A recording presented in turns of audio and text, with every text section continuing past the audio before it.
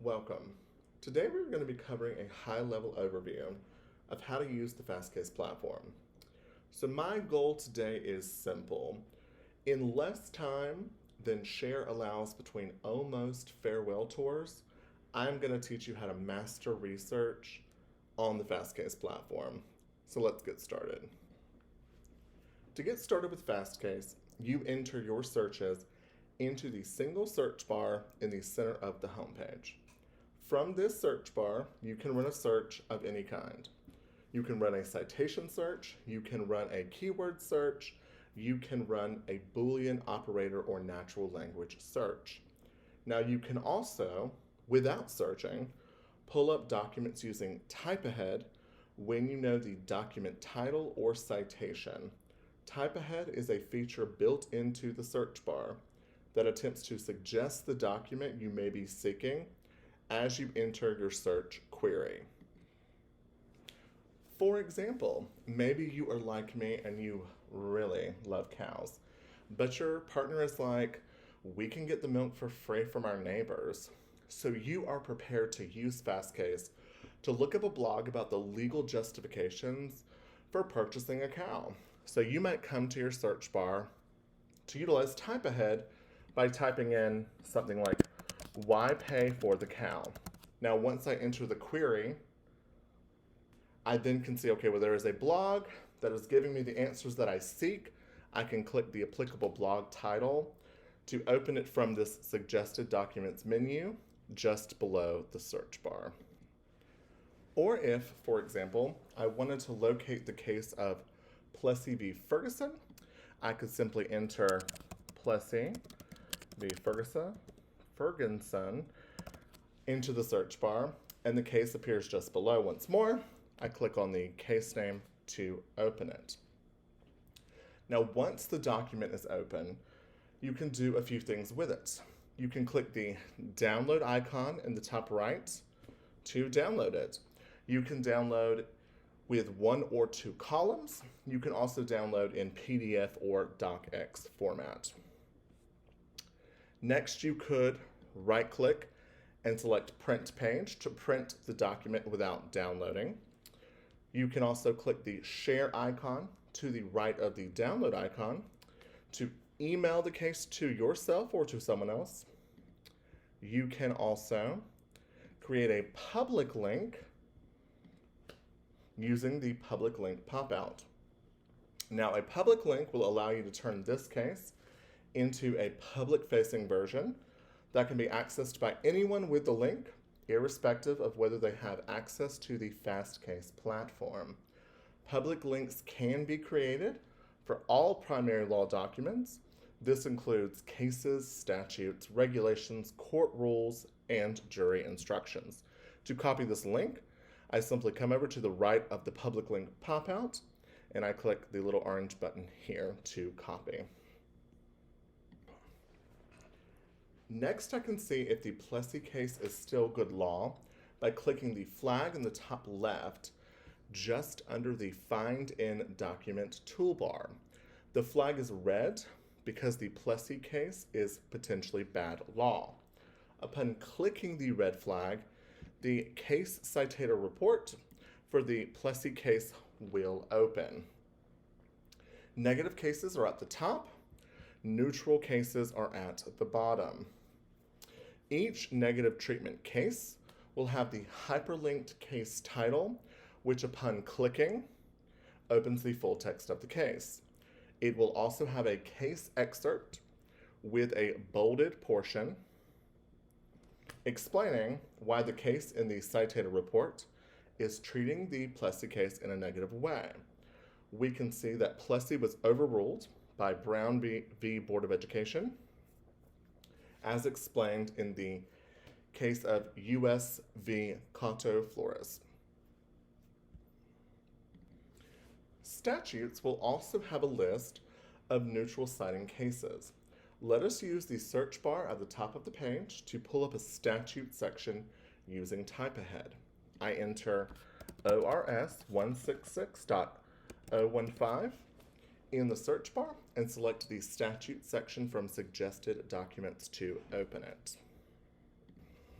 Once the statute section is open, I click the annotations icon in the top left. The annotations icon looks like a capital A inside of a square. Now I get a full list of cases citing to the statute section. You can also select the outline icon. The outline icon looks like a numbered list to the left of the annotations icon to see how the statute section sits within the legislative compilation within which it resides. From this outline view, you can even click into other statute sections to expand your research with ease. Statute sections without titles, such as 166.020 or 166.010, means that the statute section has been repealed. You can even click each of these download icons to the left of each title, volume, chapter, and the like in order to download all of that section of the legislative compilation. From here, we can now either click the logo in the top left to return to the home page or run a keyword search using the search bar at the top of the page. Let's use the logo to return to the home page. When you run a keyword search, you can do it with or without Boolean operators. You can find a full list of Boolean operators under the Help and Support menu in the top right. You open the menu by clicking the icon in the top right that looks like a question mark inside of a circle. Once you click the icon, the Help and Support menu opens, and you can select the Boolean Tips option to get the list of Boolean operators used in Fastcase. For a sample search, let's assume that we want to know the factual record requirements for filing successive motions for summary judgment. To answer this question, I simply have to get the keywords and Boolean operators correct, which is not a hard task as we only have 8 Boolean operators. I will enter, for example, I might enter something like successive within 10 of motion and summary and judgment, within 20 of factual and record. From the results page, you can see that I have 25 results. These will be sorted by relevance by default. You can see that each document in the results set has a hyperlinked title to open the full text of the document for review, plus an excerpt showing you why you may want to open that document. So if we look at result number 2, we can see that we might want to open the Huffman case because it appears to give us the answer to the question we seek, which is that a court will often grant a successive motion or consider a successive motion for summary judgment if there is an expanded factual record. You can also sort by other options outside of relevance using the Sort By drop-down in the top right. You can sort by date, time cited, and in alphabetical or reverse alphabetical order. I'm also given the ability on the left-hand side to narrow my search. So if I wanted to, for example, narrow by the 9th Circuit, I could enter 9th Circuit under available sources on the left-hand side.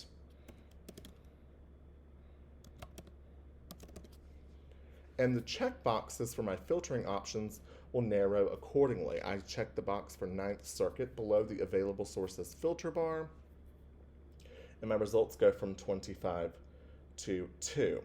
Lastly, I can also filter by date range and suggested terms in the bottom left. Oh, and before I forget, you can also modify your search query using the search bar at the top of the results page. So you would modify it and press enter to rerun the modified search while keeping your chosen filters in place. Now, by default, searches you run in Fastcase are conducted across all document types for all jurisdictions. On the main page, you can see the libraries upon which you are about to conduct a search by viewing the filtering boxes just below the search bar. The default search area is reflected by this gray filtering box that says Primary and Secondary All. However, just as I just mentioned how you can filter your search results from the search results page, you can also narrow your content libraries over which you conduct a search before you run said search.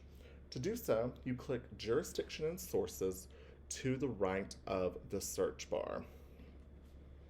Once that Jurisdictions and Sources pop-out opens, you can then make selections. On the left, you can select a state or federal circuit, and on the right, you can select content libraries. So for example, if I select California on the left and cases on the right, I will then conduct a search for all case law within California state courts. I could then add select individual federal district courts, or I could add additional states, or even additional content libraries. Once I've made my selections, I want to click Save and Continue in the top right of the Jurisdiction and Sources pop-out menu. Those content library filters now appear as blue boxes below the search bar. The last thing we will talk about is the Browse menu. To open the Browse menu, you click Browse Libraries below the search bar on the home page, or to the right of the search bar on the search results page. You will then open a content menu organized by individual source for your default jurisdiction. Your default jurisdiction is the state as determined by the address associated with your account. There is one browse menu for each of the 50 states and one for federal specific materials. You can switch from your default jurisdiction to any other jurisdiction by using the Change Jurisdiction by typing filter bar in the top left of any browse menu. So let's say that I wanted to change from DC. Now you'll notice that the title says DC and federal. Every state browse menu will also include related federal materials, including things like case law for federal courts located within a state, the US Code, the CFR, and the like. So let's switch to my current location of North Carolina. I type in North Carolina, then I make my selection from the drop-down menu. Now the menu is going to be organized with primary sources on the left and secondary sources on the right. Within these larger columns, you will also have individual sources within content libraries and content sub-libraries. Now each source will have up to 3 icons to the left of the source name. The information icon, so let's use the North Carolina General Statutes as an example. The information icon, an eye inside of a black circle, tells me that the statutes were last updated on January the 23rd. I could click on the magnifying glass to search within the North Carolina General Statutes, and I could click the outline icon. So the outline icon looks like 3 horizontal lines of differing lengths. If I wanted to explore the outline version, as I showed you earlier when we were talking about that Oregon Revised Statute section, to explore the outline of the North Carolina General Statutes in for browsing in a book style format. On the right is also where you will find full court press publications included within your trial of Fastcase, where you can browse, download, and read and search within each individual publication. You also have included in your trial 3 free journals: the AILA Law Journal, the Journal of Emerging Issues in Litigation, and the Rail Journal, which is a journal about robotics and artificial intelligence. With that, the primer comes to an end. If you need more information about anything discussed during this video, visit the Help and Support menu in the top right to find an updated user guide, a quick reference guide, register for a free training under the webinar schedule, or find ways to contact support.